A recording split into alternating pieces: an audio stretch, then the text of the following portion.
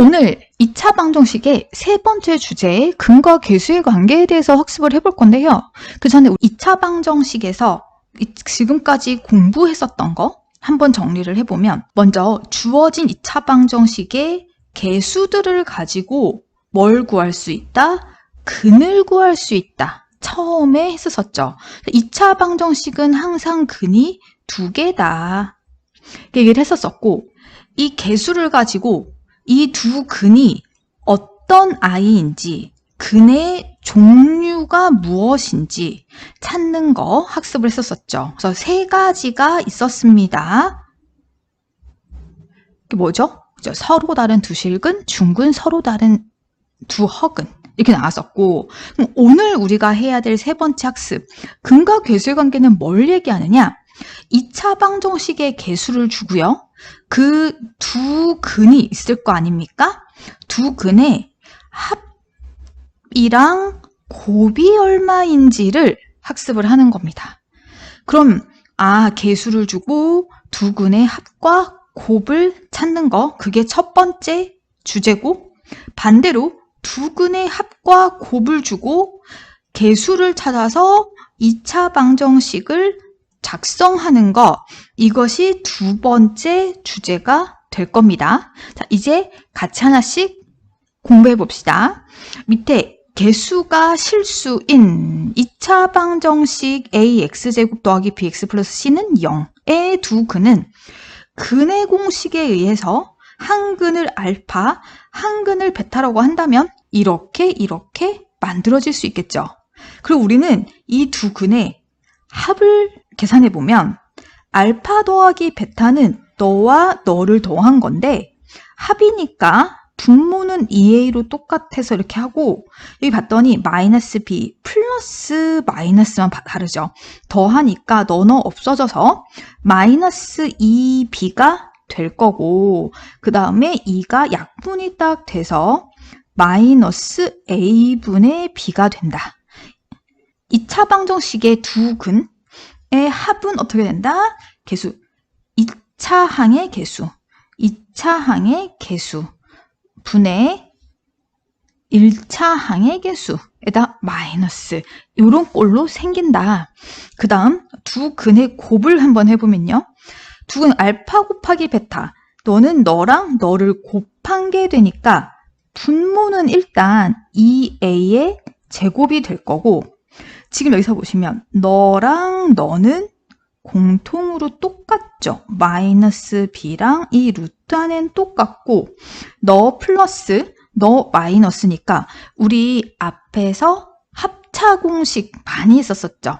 그걸 적용을 하면 마이너스의 제곱 마이너스 루트 b의 제곱 마이너스 4ac 너의 제곱, 요렇게 만들어져서 얘를 다시 정리를 해보십시다. 4a의 제곱에 b의 제곱 마이너스 b의 제곱 4ac 이렇게 되죠. 근데 분자에서 이렇게 없어지면 정리되는 게 4a의 제곱 4ac니까 너 약분 a 약분, 결론은 뭐로 만들어진다? 저 a분의 c가 딱 됩니다. 이거를 꼭 암기를 해 두셔야 됩니다. 두 근의 합과 곱이 계수들에서 어떻게 결정되어지는지를 봤고요. 자, 결과 요 2차 방정식의 근과 계수의 관계, 알파 더하기 베타는 마이너스 a분의 b, 알파 베타는 a분의 c, 요 형태를 꼭 암기하시고, 무지막지하게 많이 나옵니다. 언제까지? 고등학교 3학년 끝날 때까지. 그때까지 꼭 알고 계십시오. 자, 이거를 적용하는 연습, 예제 79번 가지고 우리 같이 공부해 봅시다. 다음 2차 방정식의 두 근의 합과 곱을 구하라고 얘기를 했습니다. 자, 순서대로 한번 구해볼게요. 1번의 2차 방정식에서 합을 보면 마이너스 최고차 항의 계수, 여기 1이 있다고 봐야 되니까 1차 항의 계수 마이너스 4, 이렇게 해서 얘가 4가 되고, 곱은요 2차 항의 계수 1, 상수항 3, 이렇게 해서 너가 3 이렇게 되겠다. 그죠? 2번 합을 보시면 마이너스 붙이시고 2차 항의 개수 3, 1차 항의 개수 마이너스 5 해서 답은 3분의 5. 곱은요, 그쵸. 3분의 마이너스 2. 그냥 바로 답이 되겠습니다. 합은요, 마이너스 2차 항의 개수 1 분의 상수항의 개수 5 되니까 마이너스 5. 그 다음 곱은요, 1분의 상수항이 없죠. 그럼 0 돼서 너가 0이구나. 다음 마지막으로 마이너스 합은 2분의 마이너스 7이 돼서 얘는 2분의 7. 그죠? 곱은 2분의 상수항 1 요렇게 답을 쓰시면 되겠습니다. 80번으로요. 그 두 근의 근과 계수의 관계 조금 더 연습을 해보겠습니다. 자, 2차 방정식이 딱 주어지고 두 근을 알파, 베타라고 할 때 이렇게 얘기했습니다. 자, 그럼 우리는 알파 플러스 베타는 마이너스 2인 거고, 다음 두 근의 곱 알파, 베타가 마이너스 2라는 것도 알 수 있고요. 이걸 가지고 문제들을 풀어내 보겠습니다. 그리고 여기서요, 조금 빠졌네요. 조건을 하나 달아볼게요. 단 알파는 베타보다 크다는 조건으로 문제를 풀어보겠습니다. 자, 1번 보시면은 알파 제곱 더하기 베타 제곱. 얘는요, 여러분들 우리 곱셈 공식 변형에서 많이 학습했던 내용들이 다시 또 나옵니다. 만약에 잊어버리신 분은 지금 또 같이 가서 공부를 해보세요. 자, 알파 더하기 베타의 제곱 마이너스 2 알파 베타 이렇게 되죠. 그럼 여기에서 알파 플러스 베타는 마이너스 2, 그러니까 마이너스 2의 제곱 빼기 2 해놓고 알파 베타는 마이너스 2 이렇게 되니까 얘는 4, 너도 4, 그래서 8 답 쓰시면 되고 이거는요, 그래서 알파 플러스 베타의 제곱 마이너스 4 알파 베타 되게 많이 나왔었죠. 같이 이 결과를 대입을 해보면 마이너스 2의 제곱 빼기 4에 마이너스 2가 되고, 그죠? 얘는 4, 너는 8, 그러면 12가 답이 되겠습니다. 그리고 이것도 통분을 일단 해보면요. 알파의 제곱 플러스 베타의 제곱인데, 우리가 알파, 베타는 마이너스 2인 거, 알파 제곱 더하기 베타 제곱은 위에 1번에 의해서 8, 이렇게 해서 마이너스 4다. 이렇게 해놓으시고 4번 얘네들 전개해보면 알파 베타 더하기 알파 더하기 베타 플러스 1 이렇게 되니까 알파 베타는 그쵸 마이너스 2 알파 더하기 베타 마이너스 2 플러스 1 해서 마이너스 3 이렇게 답 쓰시면 되고요.